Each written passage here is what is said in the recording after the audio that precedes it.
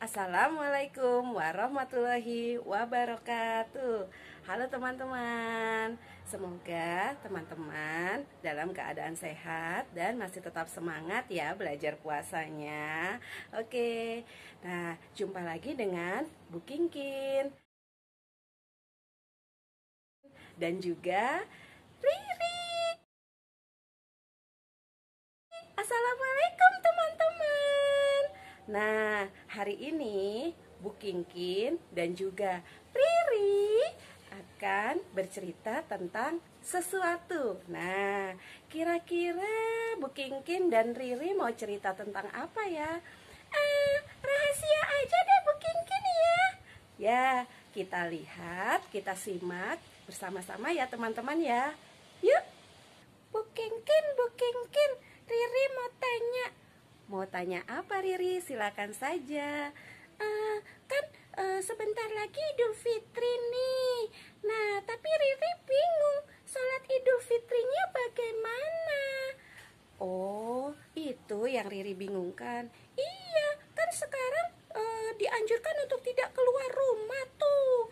Terus nanti bagaimana sholatnya? Nah, teman-teman, juga Riri ya. Jadi sebenarnya seperti ini. Hukum sholat Idul Fitri itu adalah sunnah muakkadah. Apa artinya itu? Nah, sunnah muakkadah itu artinya adalah sunnah yang diutamakan. Jadi, sebisa mungkin kita umat muslim untuk laki-laki, perempuan dan juga anak-anak itu disunahkan atau diutamakan untuk mengikuti sholat Idul Fitri seperti itu. Tapi kenapa lagi? Ya itu tadi Bu Kingkin, kan ada wabah corona itu. Terus bagaimana? Oh itu. Oke, begini ya. Sholat Idul Fitri itu biasanya dilakukan secara berjamaah. Nah, berjamaah itu artinya bersama-sama. Nah, dan biasanya dilakukannya di lapangan yang terbuka, lapangan yang luas yang bisa menampung banyak orang. Nah, tetapi bagaimana dengan keadaan saya saat ini, saat wabah virus corona, di mana semua orang dianjurkan untuk tidak keluar rumah. Nah, beberapa ulama sudah menganjurkan bahwa sholat Idul Fitri untuk tahun ini dilaksanakan di rumah saja, seperti itu Riri. Tapi kan kasihan orang-orang yang cuman tinggal sendirian, dia tidak ada temannya untuk berjamaah, bagaimana Bu Kingkin? Nah, sebenarnya sholat Idul Fitri itu bisa loh dilakukan sendiri. Masa iya? Iya. Nah, jadi ada ulama yang mengatakan bahwa sholat Id ini bisa dilakukan di rumah, terutama pada saat ada wabah seperti sekarang ini. Nah, caranya adalah yang pertama itu bisa dilakukan sendiri. Nah, itu untuk orang-orang yang memang tidak ada keluarga atau jauh dari keluarga. Oh, misalnya orang-orang yang kerjanya di tempat yang jauh itu ya? Ya, betul sekali. Nah, jadi ada beberapa orang yang memang bekerja di tempat yang jauh, sehingga jauh dari keluarganya, dan untuk pulang ke rumah keluarganya juga tidak bisa. Nah, akhirnya dia harus sholat Idul Fitri sendiri di rumah, seperti itu. Terus gimana lagi? Nah, yang kedua adalah sholat Idul Fitri berjamaah di rumah bersama keluarga, bersama ayah, bunda, atau keluarga yang lain. Nah, ini sholat berjamaah dilakukan di rumah ya, seperti itu. Terus. Nah, yang ketiga adalah sholat berjamaah di rumah, tetapi ditambah dengan khutbah seperti sholat Idul Fitri kalau sebelum-sebelumnya, seperti itu. Oh iya, alhamdulillah ya, kita dimudahkan dalam beribadah. Ya, alhamdulillah, seperti itu. Lalu mengenai jumlah rakaatnya bagaimana Bu Kingkin? Nah, kalau soal jumlah rakaat itu tetap sama seperti sholat Id seperti biasa nih. Jadi berapa rakaat, Riri? Dua rakaat. Ya, betul sekali. Jadi sholat Idul Fitri itu ada 2 rakaat. Nah, yang pertama itu rakaat yang pertama nih ya. Jadi ada 7 kali takbir. Oh, 7 kali. Allahu Akbarnya 7 kali. Ya, betul. Jadi takbirnya 7 kali. Lalu rakaat yang kedua itu takbirnya 5 kali. Oh, Allahu Akbarnya 5 kali. Ya, betul sekali. Jadi sama seperti sholat Id tahun-tahun sebelumnya, seperti itu. Nah, jangan lupa ya teman-teman, di sela-sela takbir kita membaca tasbih, tahmid, tahlil, dan takbir. Aku tahu bacaannya. Yang seperti apa ya, Riri? Nah, jadi bacanya itu di sela-sela takbir itu adalah Subhanallah, terus Alhamdulillah, terus La ilaha illallah, sama Allahu Akbar. Ya, betul sekali. Jadi kalau digabungkan subhanallah walhamdulillah wala ilaha illallah wallahu akbar. Nah, jadi di sela-sela takbir baca seperti itu teman-teman. Tapi Bu Kingkit, biasanya kalau malam-malam nih hari terakhir puasa itu ada yang suka Allahu Akbar, Allahu Akbar. Itu ngapain sih sebenarnya?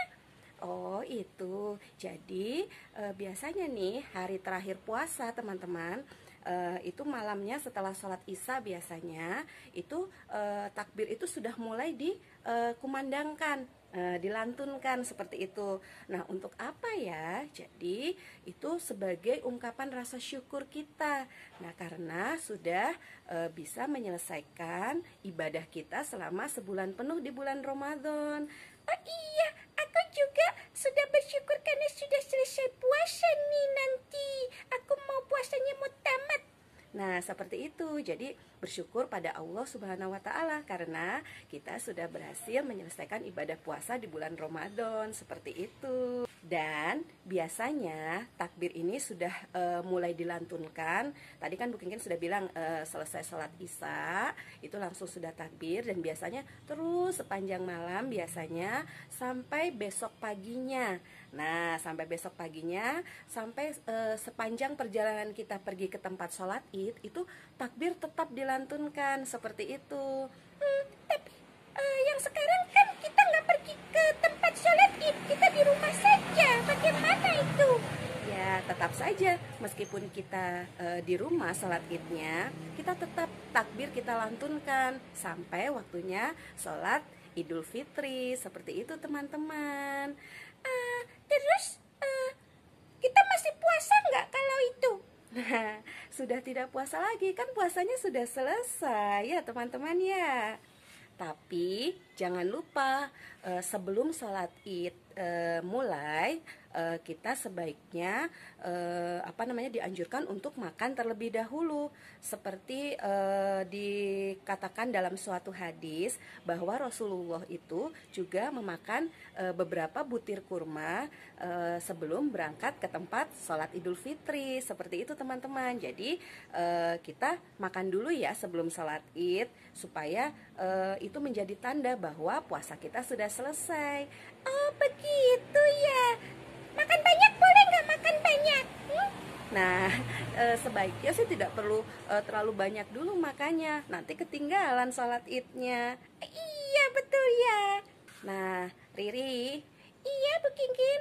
Riri bisa nggak coba melantunkan takbir yang biasa dilantunkan pada malam takbiran itu loh? Aku bisa. Coba yuk kita dengarkan Riri melantunkan takbir. Teman-teman juga boleh mengikuti kalau sudah bisa. Ya, coba ya. Sepertinya kalau nggak salah nih seperti ini nih. Allahu Akbar, Allahu Akbar, Allahu Akbar. La ilaha illallah, wallahu akbar. Allahu Akbar, walillahilham. Ya, wah hebat ya Riri teman-teman. Teman-teman juga sudah bisa atau belum? Nah, hebat. Nah, jadi begitu teman-teman. Mudah-mudahan segala amal ibadah kita di bulan Ramadan ini diterima oleh Allah Subhanahu wa Ta'ala ya. Ya betul. Dan di segala keterbatasan nih, kita nggak bisa pergi sholat id di lapangan bareng-bareng, di rumah saja.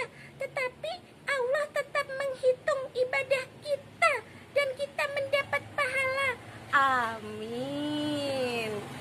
Nah teman-teman, cukup sekian cerita dari Bu Kingkin dan Riri. Nah, semoga tahun ini kita tetap bisa melaksanakan ibadah sholat Idul Fitri dalam keadaan hati yang senang dan gembira dan khusyuk. Nah, semoga ibadah sholat Idul Fitri kita nanti diterima oleh Allah ya teman-teman. Nah, akhirnya Bu Kingkin dan juga Riri mengucapkan selamat Idul Fitri untuk teman-teman semua.